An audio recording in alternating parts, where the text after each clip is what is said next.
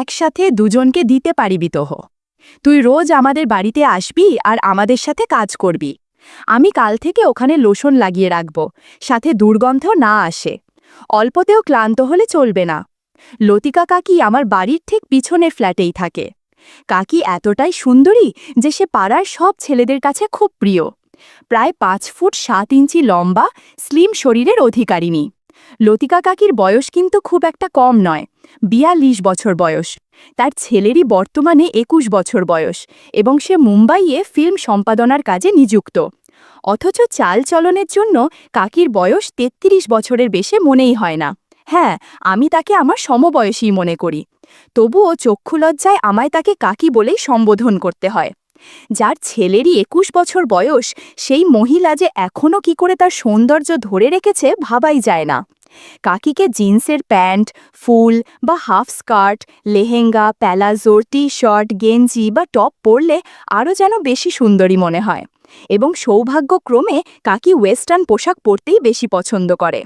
Shampoo করা খোলা চুলের ওপর রোদ চশমা আটকে, চোখে আইলাইনার এবং আইশ্যাডো, ঠোঁটে লিপস্টিক লাগিয়ে ওয়েস্টার্ন পোশাকে সুসজ্জিত হয়ে ছেলের সাথে বেরুলে এখনও লতিকা কাকিকে ছেলেরই বান্ধবী বা দিদি বলেই মনে হয়।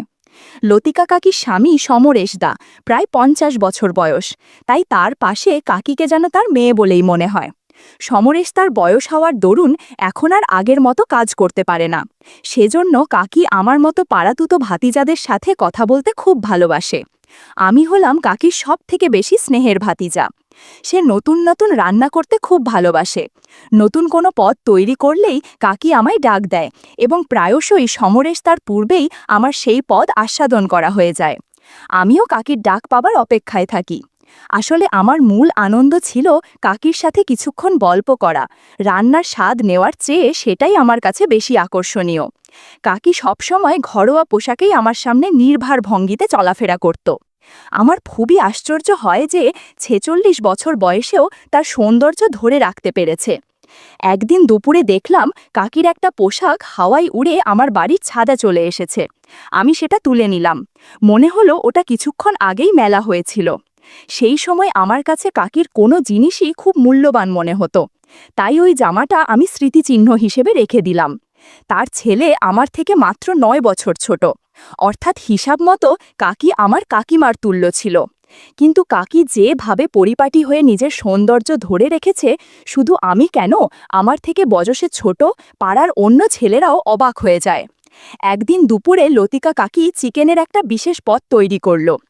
আমি সেই সময় আমার বাড়ির ছাদে ছিলাম, তাই নিজের ফ্ল্যাটের বারান্দায় দাঁড়িয়ে কাকি আমায় ডাক দিয়ে বলল, রবি, একবার আমার বাড়িতে এসো, আমি চিকেনের একটা বিশেষ পদ বানিয়েছি, একবার খেয়ে বলো তো কেমন রান্না হয়েছে। না বন্ধুবান, আমি খুব একটা পেটুক নই। তবুও কাকির ডাক এলে আমি না গিয়ে পারি না। ওর সান্নিধ্যে কিছুক্ষণ কাটানোর টানটাই আসল কারণ। এই ভেবে আমি তখনই কাকির ফ্ল্যাটে রওনা দিলাম। ওই সময় সমরেশ তা কাজে বেরিয়ে গিয়েছিল, তাই কাকি বাড়িতে একাই ছিল। তবে ওই দিন কাকি তার চিরাচরিত ঘরের পোশাক ম্যাক্সি না পরে ধূসর রঙের প্যালাজো এবং টপ পরেছিল। কাকি আমার দিকে একটা দুষ্টু মিষ্টি হাসি ছুঁড়ে বলল, রবি, তুমি বসো, আমি রান্নাঘর থেকে আমার তৈরি করা নতুন পদটা নিয়ে আসি, তুমি খেয়ে বলবে কেমন হয়েছে। এই বলে কাকি সুন্দরভাবে রান্নাঘরে ঢুকে গেল। আমি কোনোভাবে নিজেকে নিয়ন্ত্রণ করে ডাইনিং টেবিলে চুপ করে বসে রইলাম। কয়েক মুহূর্তের মধ্যে কাকি সদ্য বানানো পদ হাতে নিয়ে রান্নাঘর থেকে বেরিয়ে এলো এবং আমার সামনে রেখে বলল, রবি, এটা খেয়ে বলো তো কেমন হয়েছে। আমি খাবারটা মুখে নিয়ে বললাম, কাকি, একটা কথা বলবো, রাগ করবে না তো? যেমন তুমি নিজে অপরূপা, তেমনি তোমার অপরূপ সৃষ্টি, তোমার হাতে জাদু আছে। আজ তুমি যেমন সুন্দর করে সাজছ, ঠিক তেমনই তোমার রান্নাটাও দারুণ হয়েছে। কাকি নিজের এবং নিজের রান্নার প্রশংসা শুনে ভীষণ খুশি হয়ে বলল, রবি, প্রতিবারেই তুমি যখন আসো আমি ম্যাক্সি পরে থাকি। আজ ভাবলাম একটু নতুন করে সাজগোজ করি, তাহলে এই পোশাকে আমায় বেশি সুন্দরী লাগছে, তাই তো? আমি প্রশংসার সুরে বললাম, কাকি, 100 ভাগ শিওর হয়ে বলছি তুমি অনেক সুন্দরী। তোমায় দেখে বিশ্বাস হয় না তোমার 21 বছরের ছেলে আছে। তোমাকে দেখে কেউ বিশ্বাসই করবে না তুমি শাশুড়ি হওয়ার মতো বয়সে পৌঁছেছ। আর তখন তোমার সাজসজ্জা দেখে তো আমন্ত্রিত অতিথিরা বুঝতে পারবে না কোনটা শাশুড়ি আর কোনটা বউ। আমি সবসময় ভাবি সমরেশদা কি কপাল করেছে যার জন্য তার স্ত্রী এত রূপসী। লতিকা কাকি আমার প্রশংসায় শুনে বলল, ভাতিজা তুমি ঠিক বলেছ। হ্যাঁ গো, তোমার সমরেশদাকে আমার পাশে সত্যিই বুড়ো মনে হয়। সমরেশদা আগের মতো শক্তপোক্ত নেই, তাই সংসারের কাজকর্মে তোমাদের মতো তরুণদের সাহায্য আমার ভরসা। দাঁড়াও, আমি তোমার জন্য ঘরে বানানো মিষ্টি নিয়ে আসছি। কাকির বানানো মিষ্টি দেখেই আমি অবাক। এ কি, একটা প্লেটে রাজভোগ আর কালোজাম সুন্দরভাবে সাজানো ছিল। কাকি রহস্যময়ী হাসি দিয়ে বলল, রবি, মিষ্টিগুলো খেয়ে দেখো কেমন হয়েছে। অনেক সময় নিয়ে বানিয়েছি। আসলে দোকানের মিষ্টি আমার বেশি একটা ভালো লাগে না। কথায় কথায় অনেক কিছু ঘটে যাচ্ছিল। বন্ধুরা, ইউটিউবের কড়া নিয়মের কারণে এসব ঘটনা সরাসরি বলা যাচ্ছে না। তোমরা কমেন্টে দেয়া লিঙ্ক থেকে আমার ওয়েবসাইট ভিজিট করো, সেখানে একদম খোলাবেলা গল্প দেয়া আছে। সেদিন বড় রসগোল্লা খাওয়ার পর থেকে আমার লোভ বেড়ে গেল। ভালো কৃতিত্বের জন্য আমি সেদিনই কাকির সাথে কাজ করার চাকরিতে বহাল হয়েছিলাম। কাকি আমার কাজে খুবই সন্তুষ্ট হয়েছে। বন্ধুরা, তোমরা নিশ্চয়ই বুঝতে পেরেছ কিসের কথা বলছি। আমার বাড়ি ফেরার আগে কাকি বলল, এই ভাতিজা শোনো না, আমার বাড়ির কাজের বউ কাকলি খুবই সুন্দরী। তারও বয়স 40 বছরের কাছাকাছি। কাকলির বিয়ে হয়ে গেছে এবং তার একটা ছেলেও আছে, কিন্তু কাকলির স্বামী ভবঘুরে টাইপের। কাকলির প্রতি একদম উদাসীন, সেজন্য কাকলি বেচারাও খুব কষ্ট পাচ্ছে। তুমি কি আমার মতো কাকলির কষ্ট দূর করতে রাজি আছো? তাহলে আমি তাকে তোমার সাথে আলাপ করিয়ে দেব। আমি মিষ্টি রসগোল্লা খেতে খেতে বললাম, কাকি, আমি সবার কষ্ট দূর করতে প্রস্তুত আছি। তোমার কাছ থেকে কাকলির বর্ণনা শুনে আমার মধ্যে অদ্ভুত অনুভূতি হচ্ছে। তুমি প্লিজ আমায় কাকলির সাথে পরিচয় করিয়ে দাও, তারপরের কাজটা আমি নিজেই করে ফেলব। ততক্ষণে কলিং বেল বেজে উঠল। আমি একটু ভয় পেয়ে গেলাম। কাকি এগিয়ে গিয়ে সদর দরজাটা খুলে দিল। আমি লক্ষ্য করলাম আগন্তুক সালোয়ার কুর্তা পরিহিতা 30 বছর বয়সী এক সুন্দরী বিবাহিতা নারী। কাকি হেসে বলল, রবি, এই হলো কাকলি, কিছুক্ষণ আগেই যার কথা আমি তোমায় বলছিলাম। তুমি তাকে দেখে নিশ্চয়ই বুঝতে পারছ আমি তার বিষয়ে একটাও ভুল কথা বলিনি। আর কাকলি, এই হলো রবি, আমাদের পাশের বাড়িতেই থাকে। রবি খুব ভালো আর শক্তিবান ছেলে। সে তোর মতো মানুষকে খুব পছন্দ করে, তাই আমি ওকে তোর সমস্ত সমস্যার কথা জানিয়ে দিয়েছি।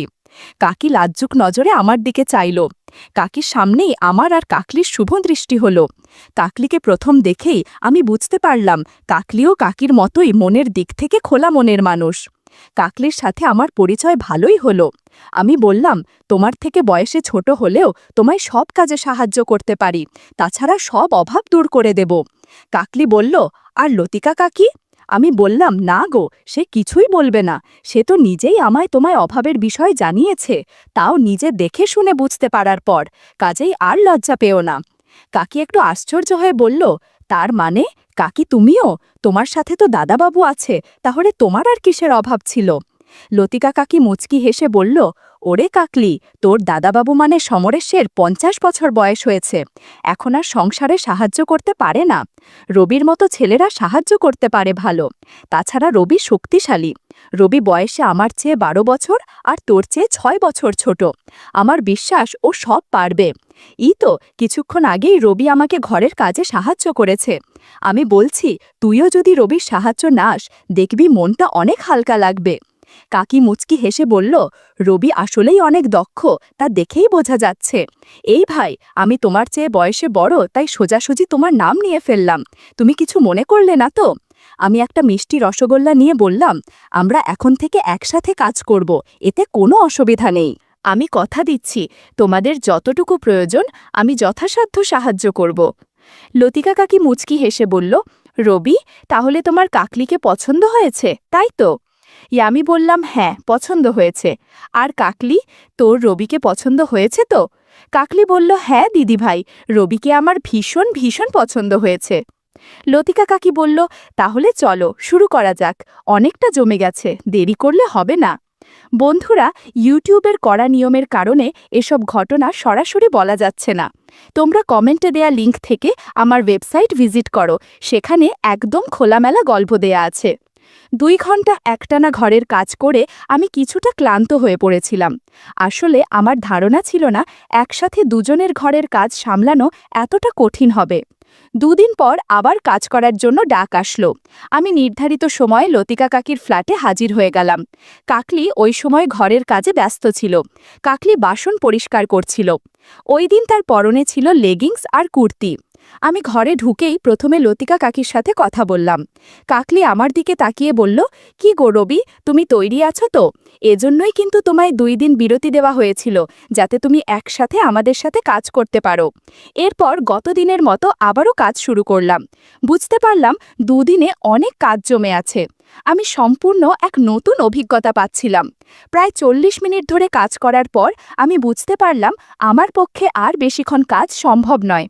একটু পর লতিকা কাকি বলল, কাকলি, তাহলে রবি তোকে সাহায্য করতে পেরেছে তো? 100 বার পেরেছে দিদিভাই। কাকলি আনন্দে প্রায় চেঁচিয়েই বলল, দিদিভাই, এর জন্য আমি তোমাকেও ধন্যবাদ জানাই, কারণ তুমি আমায় তোমার নিজেরই বাড়িতে এই সুযোগ করে দিয়েছ। তবে ভাই রবি, তোমায় কিন্তু বারবার আসতে হবে এবং এইভাবে আমাদের সাথে কাজ করতে হবে। লতিকা কাকি হাসি মুখ নিয়ে বলল, হ্যাঁ রে, যা বলেছিস। রবি, তুমি মনে রেখো, মাঝে মধ্যেই কিন্তু আমাদের সাথে কাজ করতে হবে। এই বাড়ি তোমার, এই ঘর তোমার, তাই আমাদের ঘরের কাজে সাহায্য করার দায়িত্বও কিন্তু তোমারই।